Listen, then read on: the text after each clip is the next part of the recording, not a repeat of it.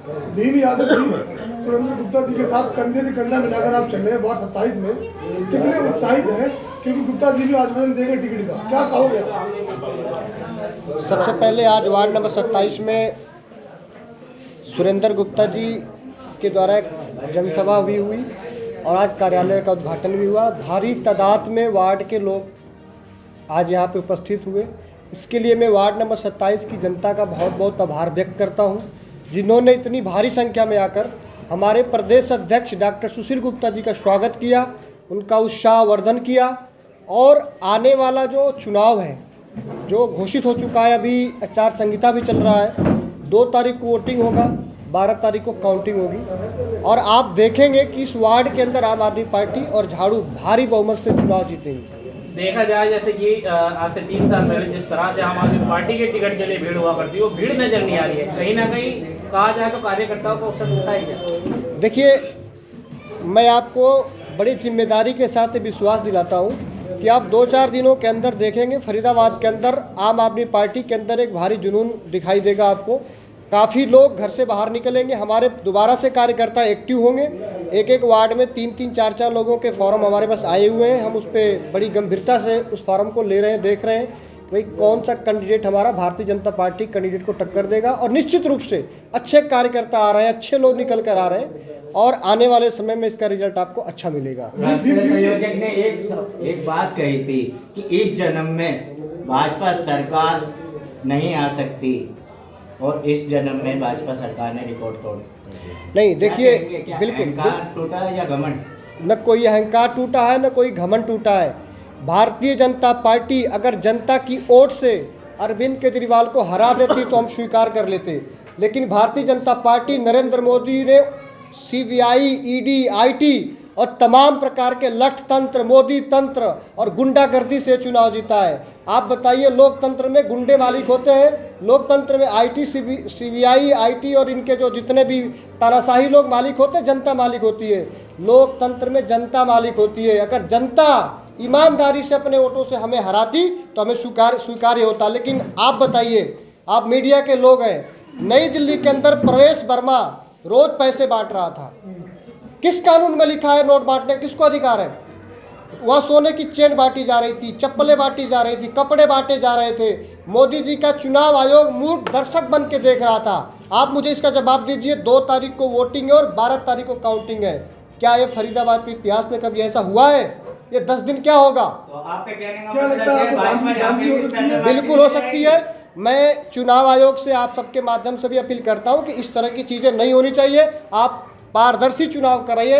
आपने दिल्ली के अंदर धांधली करवाई है, आपने दिल्ली के अंदर लठ तंत्र का इस्तेमाल किया है, आपने नोट के दम पे आपने चुनाव जीता है, आपने लठ के दम पे चुनाव जीता है, आपने सारी गुंडागर्दी की हदें पार करी है। फरीदाबाद के अंदर 75% लगभग इसकी आबादी 65 से 75% यूपी, बिहार, पूर्वांचल के लोगों की है।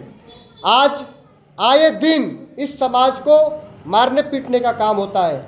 आज इस समाज के साथ दुर्व्यवहार होता है। यहाँ पे जितनी भी नुमाइंदे जीते आज तक, चाहे भारतीय जनता पार्टी के हो चाहे कांग्रेस के हो, आज तक कभी इन लोगों ने पूर्वांचल के लोगों को मौका नहीं दिया। मुझे याद है एक बार सूबेदार सुमन जी मेयर बने थे और हमारे एक आध लोग पार्षद बने, लेकिन बहुत लंबा समय हो गया जब हमारे लोग न पार्षद बने न विधायक बने। इसका एकमात्र कारण है कि इन पार्टियों ने कभी मौका नहीं दिया। दिल्ली के अंदर अरविंद केजरीवाल ने 2 दर्जन विधायक बनाए थे, मंत्री बनाए थे।